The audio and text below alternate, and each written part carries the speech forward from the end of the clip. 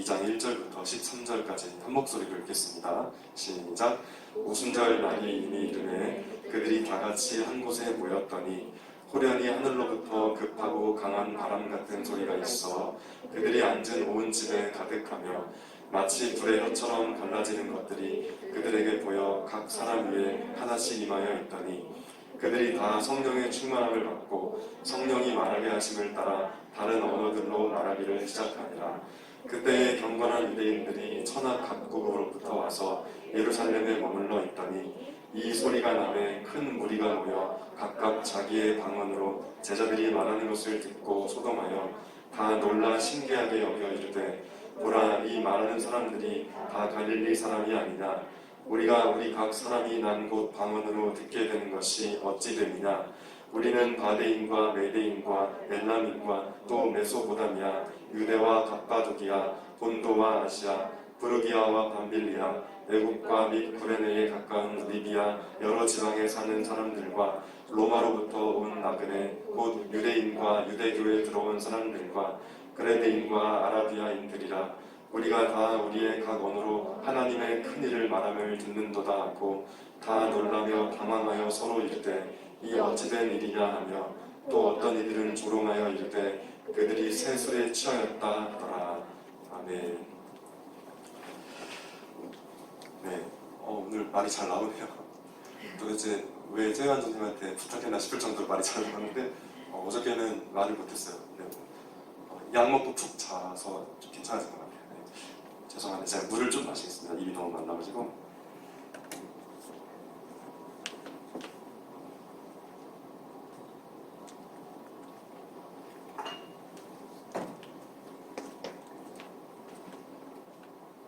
사실 지난주에도 몸이 좀 안 좋았는데 제가 좀 괜찮아진 줄 알고 반팔 반바지 입고 아들 유치원 하원하러 갔다가 후회했죠. 그날 너무 추워가지고 안 추운 줄 알고 그랬는데 근데 또 옷을 갈아입고 올 수가 없는 게 아들이 놀이터에서 바로 1시간 동안 항상 놀거든요. 그거 지켜보느라고 이러고 그날 바로 아프더라고요. 그게 한 목요일쯤이었는데.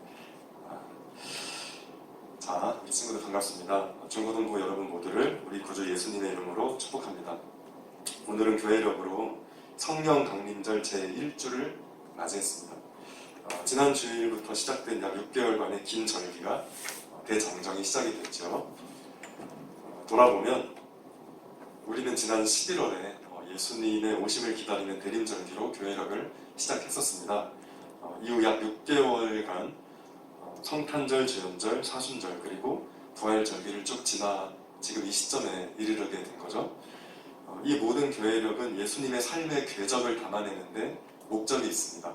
왜 태어나셨고, 왜 고난받으셨고, 왜 부활하셨는지 그런 이야기들을 담아낸 그 단어들이 성탄절, 주연절, 사순절, 부활절 이런 것들이죠.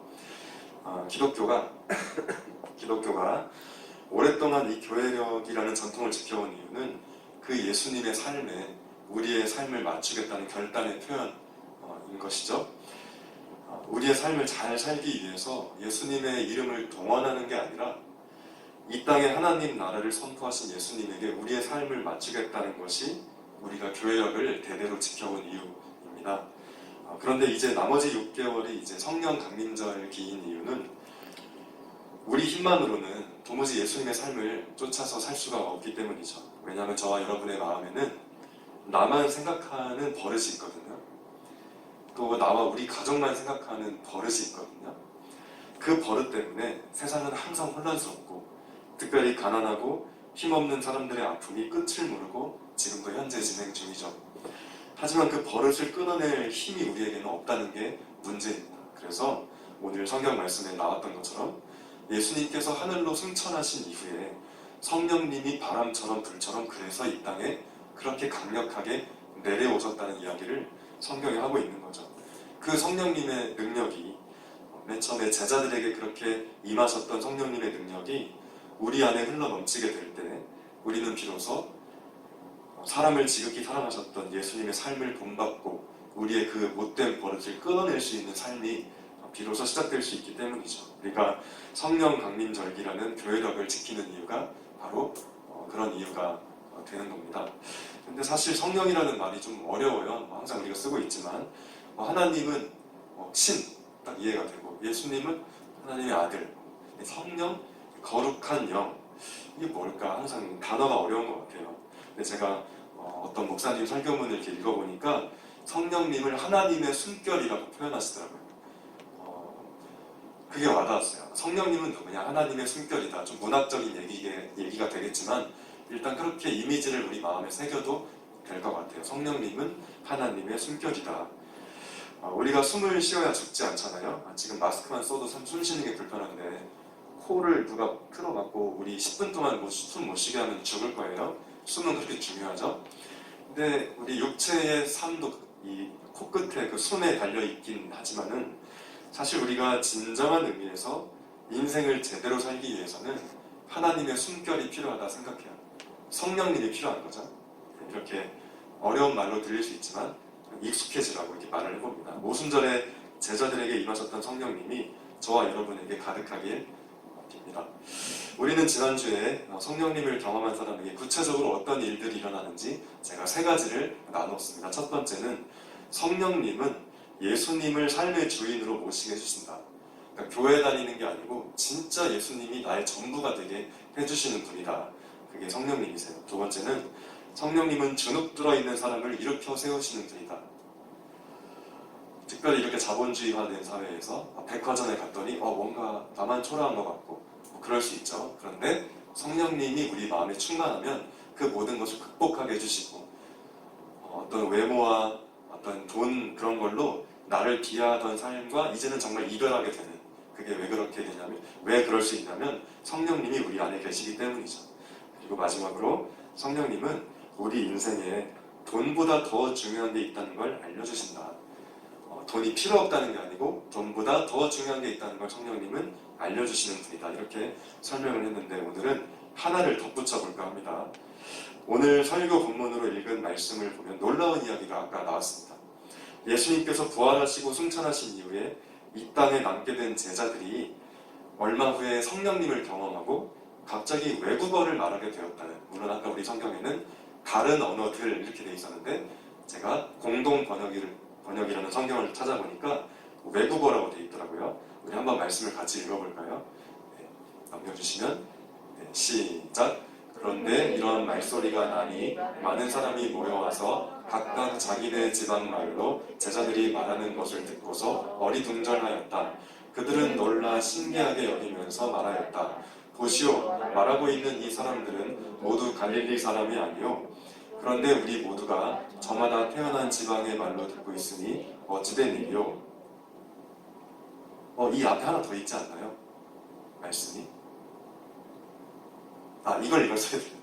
죄송합니다. 이걸 읽을게요. 시작. 갑자기 하늘에서 세찬 바람이 부는 듯한 소리가 들려오더니 그들이 앉아있던 온 집안을 가득 채웠다. 그러자 혀 같은 것들이 나타나 불길처럼 달라지며 각 사람 위에 내렸다.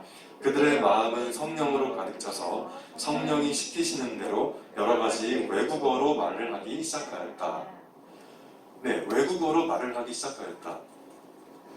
예수님께서 십자가에 처형되시고 부활하시고 40일 동안 제자들과 교제하시다가 하늘로 승천하시고 열흘 뒤에 이런 일이 일어났다는 거예요. 이제 더 이상 예수님은 안 보이시는데 성령님이 내려오셨는데 그 증세가 어떻게 나타났냐면 갑자기 외국어를 말하게 됐다는 거예요. 이게 무슨 얘기지 싶습니다. 성경은 왜 이런 이야기를 하고 있는 걸까요? 성령님을 만나면 그럼 이제 가령 영어 공부 안 해도 성령님 받으면 영어 하게 된다, 그런 얘기인가 싶습니다. 조금 설명을 해주면 제자들에게 성령님이 내려오시는 이때쯤에 마침 그때 많은 유대인들이 예루살렘에 모여 있었어요. 왜 그랬냐면 아까 우리 성경 본문에 읽었지만 오순절이라는 유대인의 명절이었거든요. 이 명절이 되면 추석이나 설날 같은 느낌이라기보다는 종교적인 행사인데 어쨌든 종교적인 그 명절에 성인 남자들은 예루살렘 성전에 와서 순례를 해야 되는 종교적인 사회였어요, 그 당시가. 그래서 사람들이 바글바글 했던 거예요, 남자들이. 자, 그런데 거기에는 외국에서 태어난 유대인들도 왔어요.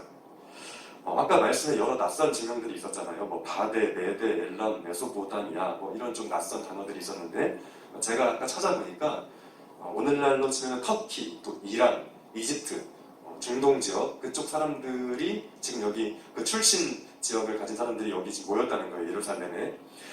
여러분 한국계 미국인, 뭐 한인 2세 이런 말 알죠? 겉모습은 한국인인데 미국에서 태어난 거예요. 엄마 아빠가 젊었을 때 미국으로 넘어오셨죠. 거기서 자식을 낳는데 여전히 한국인이지만 출신은 미국인 거죠. 한인 2세 그런 사람들.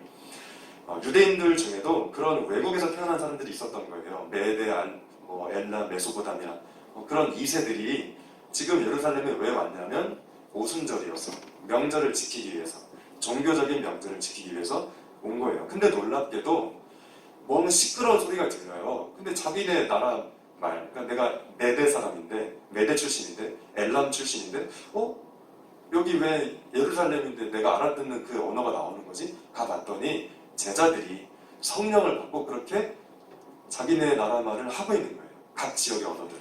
정말 신기한 사건이었던 거죠. 그래서 어떻게 된 거지? 얘네들은 여기 토박인데 참 신기하다. 그때는 뭐 학원도 없었을 텐데 어떻게 배웠을까? 그런 상황인 거죠.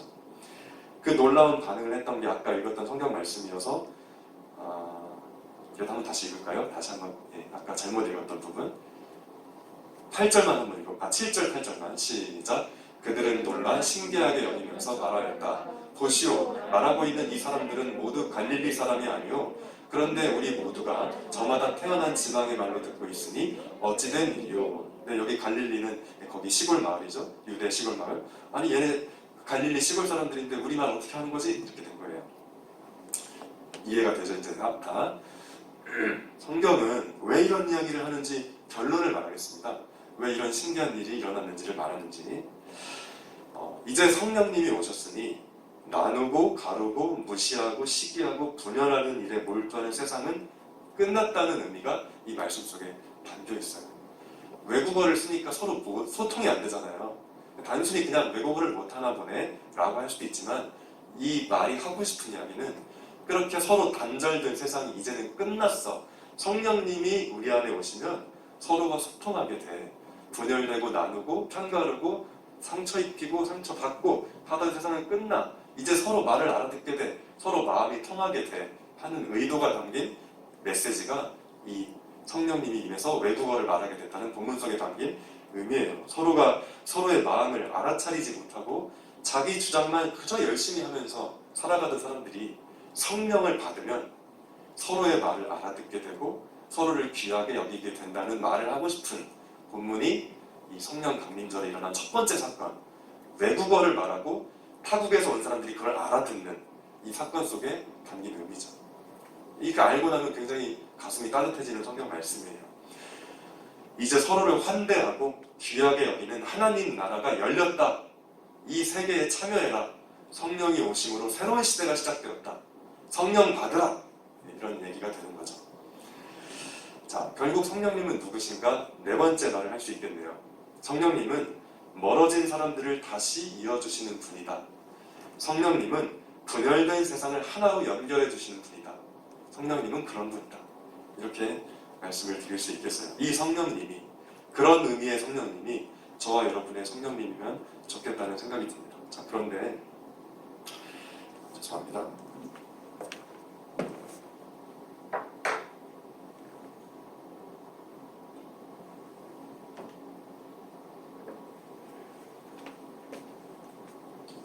PPT를 다시 넘겨주셔도 됩니다. 네. 제목을 보여주시고요.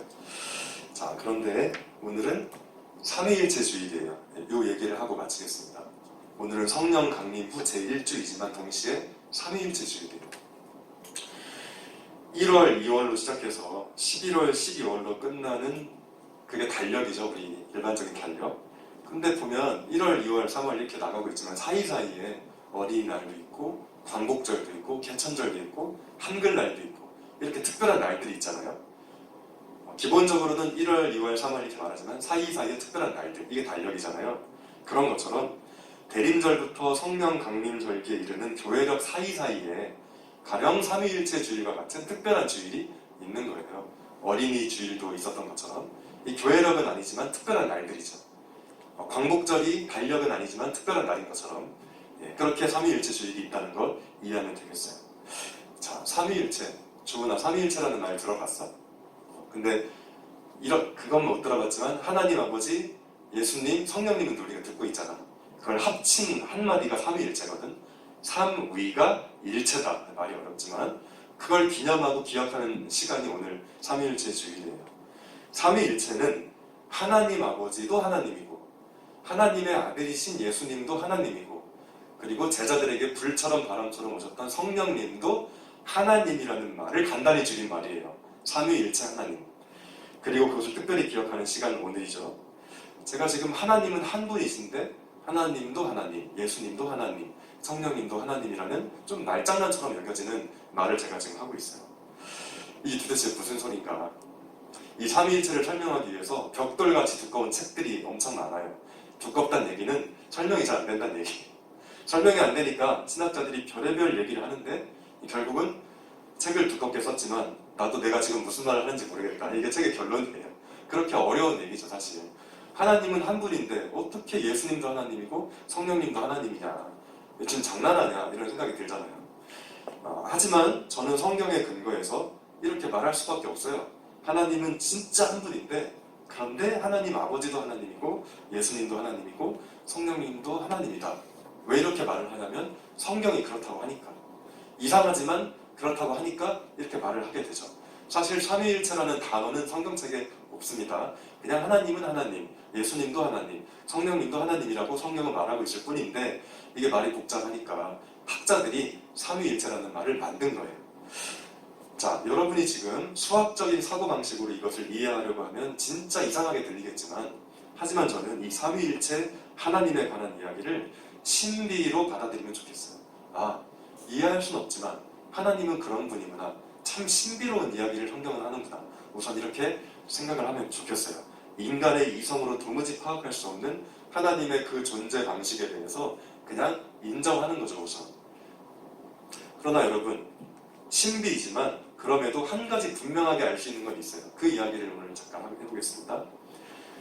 하나님 아버지는 예수님이나 성령님 없이 존재할 수 없다는 사실은 분명해요. 우리 그거 정도는 확실하게 알 수 있어요. 예수님은 하나님 아버지나 성령님 없이 존재할 수 없다는 사실, 이것도 확실히 알 수 있고요. 성령님은 하나님 아버지나 예수님 없이 존재할 수 없다는 사실은 확실히 알 수 있어요. 하나님도 예수님도 성령님도 결코 홀로 존재할 수 없는 이야기를 담고 있는 그것이 삼위일체라는 거죠. 결코 누군가를 배제시킬 수 없는 존재 방식, 그 존재 방식으로 영원토록 존재하시는 분이 삼위일체 하나님이에요. 하나님도 하나님, 예수님도 하나님, 성령님도 하나님, 도대체 하나라는 건지 셋이라는 건지 이해할 수 없는 신비이지만 한 가지 확실한 건 하나님도 예수님도 성령님도 그날의 기분에 따라 나는 혼자 있을래, 이게 안 되는 분이라는 거예요. 언제나 함께 있어야 비로소 하나님일 수 있는 그런 분이죠. 결국 우리가 하나님을 믿되 삼위일체 하나님을 믿는다는 말은 누구도 배제하지 않는 삶의 방식을 갖겠다는 뜻이에요. 내가 삼위일체 하나님을 믿는다, 이 말은 안 믿겨지는 신기한 일 나는 믿을 수 있어, 이게 아니라 하나님이 그렇게 존재하신다면 나도 세상에서 그렇게 존재해야 되겠다. 저는 주원이 없으면 없어요. 왜? 내가 믿는 하나님은 삼위일체니까. 저는 주와 없으면 저도 없어요. 왜? 나는 하나님 믿는데 삼위일체 하나님이니까. 누구도 함부로 대하지 않겠다 하는 삶의 방식이 그냥 막연한 이야기가 아니라 다 우리가 믿는 하나님이 삼위일체라는 것에 토대를 두고 있죠. 그냥 하나님 믿으니까 착하게 살아야지, 그게 아니라, 물론 그것도 틀린 말은 아니겠죠. 그러나 좀 더 분명한 이유가 있어요. 왜 우리가 사람을 함부로 대하면 안 되죠? 우리가 믿는 하나님은 누군가를 소외시키는 방식으로 존재가 불가능한 분인 그분을 우리가 믿기 때문에 우리도 마찬가지인 거죠. 그 다짐을 새롭게 하는 시간이 바로 삼위일체 주일이에요. 그러고 보면은 제자들이 성령을 받은 이후에 외국어를 말하면서 사람들과 소통했다는 오늘 성경 말씀에 삼위일체 정신이 녹아있어요. 서로 편을 가르고 소외시키고 분열되던 세상을 끝장내고 싶은 삼위일체 하나님의 열망이 제자들이 외국어를 말하는 사건 속에 드러나 있기 때문에 이렇게 말할 수 있죠. 그래서 성령 강림 절기와 삼위일체 주일이 같이 있는 것은 우연이 아니라 하는 생각이 듭니다. 자, 이제 말씀을 마치려고 하는데요. 제가 어떤 강연을 며칠 전에 유튜브에서 하나 듣게 되었어요. 오늘날 한국 사회에서 문화적 자산이 없는 집안에서 태어나고 자란 한 개인이 성공할 확률이 매우 낮대요. 문화적 자산이 있는 집에 태어나야 계속 거의 경제적인 이야기겠죠. 경제적인 부를 이렇게 대물림해 갈 수 있다는 거죠. 문화적 자산이 없는 사람은 아무리 열심히 노력해도 할 수가 없어요. 그 강의에 따르면. 문화적 자산이라는 말이 좀 어렵지만 제가 이해하기엔 그런 얘기 같아요. 언제나 나를 잘 챙겨줄 수 있는 경제적인, 시간적인 여유가 있는 부모님을 둔 학생. 그 학생은 문화적 자산을 가지고 있어요. 엄마 아빠가 자기 먹고 살기 바쁘면 피곤해서 집에 와서 쓰러져 자기 바쁘잖아요. 아들을, 딸을 케어해줄 수가 없어요. 그런 사람은 문화적 자산이 약하고, 하지만 좀 여유가 있어서 이해해도 될까 모르겠네요. 제가 초등학교 때 요즘에 썸 타는 말 쓰나? 썸 타는 여학생이 있었는데 어떻게 하다 보니까 걔네 집에 놀러 갔어요. 근데 저는 깜짝 놀랐어요. 이분은 누구인가? 제가 썸 타는 그 여학생과 그 어머니가 있어서 인사를 드렸는데 옆에 어떤 할머니가 계시는데 지금 생각해보니까 일하는 아줌마였어. 근데 너무 신기했어. 왜냐면 제가 가끔 얘기하지만 우리 집은 화장실에서 쥐가 돌아다니는 푸세집 화장실 쓰는 나는 그런 학생인데 얘는 되게 좋은 아파트 살면서 일하는 할머니를 쓰고 있는 거예요. 제가 또 그런 여학생과 썸을 탔던 그런 전과가 있는데 결국은 잘 안 됐죠. 내 스타일이 아니더라고. 근데 이제 그때 굉장히 충격받았어요. 우리 집과 너무 다른 분위기. 근데 그 어머니 참 교양 있으시고 아버지는 제 기억에 의사였던 것 같아요. 의사. 되게 돈을 많이 버셨어요. 의사라고 다 돈을 많이 버는 건 아닌데 하여튼 걔네 집은 그랬어. 일하는 할머니 두고 있었고, 가령 그 친구는 일하는 할머니 둘 정도로 돈이 있으니까 뭐 구질구질한 일이 없어요. 엄마 나 이거 힘들어. 그래 그 뭔데? 적극적으로 반응해줄 수 있다고요. 그게 문화적 자산이에요. 요즘 그런 집이 우리나라에 얼마나 될까? 많지 않겠죠? 그렇게 여유를 가지고 있는 사람은 나쁜 의도가 있어서 그런 게 아니고 본의 아니게 그 부를 끊임없이 대물림할 수 있고, 그렇지 못한 집은 아무리 노력해도 안 돼요. 안 돼. 그렇다는 얘기를 강연에서 들었어요. 제가 안타깝게 생각하는 것은 그런 문화적 자산을 가지고 소위 명문대를 나와서 좋은 직장에 취업한 사람들이 애당초 그렇게 될 수가 없는 문화적 자산에 놓여진 사람들에게 왜 너 더 열심히 살지 않았어? 나 봐. 나 얼마나 열심히 했는 줄 알아? 이렇게 말한다는 거예요. 학교는 무엇일까 고민하게 됩니다. 서로 다른 문화적 자산을 가진 사람들이 하나로 어우러져 아름다운 사회를 이룩하는 것을 연습하는 장이어야 되죠. 마치 제가 집에 일하는 할머니를 둘 정도로 부유한 집 여학생과, 근데 저는 집에 푸세식 화장실이고 집에 쥐가 막 돌아다니는 그런 집인데 서로 썸을 탔다는 건 좋은 기억인 것 같아요. 그 친구가 저를 무시하지 않았다는 뜻이죠. 굉장히 좋은 추억이에요. 그렇게 돈이 많은 집 여학생이 저랑 썸을 타줬어요. 걔는 그걸 보지 않은 거죠. 저의 경제적인 형편을. 좀 아름다운 사건이라고 해서 기억이 돼요. 학교는 그런 곳이죠. 소위 말해서 계급이 다른 사람들이 함께 모여서 서로가 귀하게 애정을 나누고 우정을 나누는 그 연습하는 그런 공간이 되어야 하죠. 그 힘으로 사회를 살아가야 되니까요, 우리가. 자, 그러나 현실은 어떤가 보면은 가령 장애를 가진 친구들을 특수학교에 보내죠. 제가 이거 자세히 모르고 하는 얘기니까 이해하고 들으세요. 제가 이 말을 꺼내는 이유는 좀 불편해도, 그렇게 뭔가 우리와 다른 친구와 함께 있는 게 불편해도 그 불편함을 감수하는 연습을 해야, 그리고 그런 사람들이 존재한다는 걸 계속 인식해야 이 사회를 잘 살아갈 수 있을 거 아니에요. 근데 어렸을 때부터 정상, 비정상을 나눠서 어떤 사람은 이쪽에 몰아넣고 결국 여기 있는 사람들은 여기에 누가 있는지 전혀 인식하지 못한 채 자기 삶을 살아가게 되죠.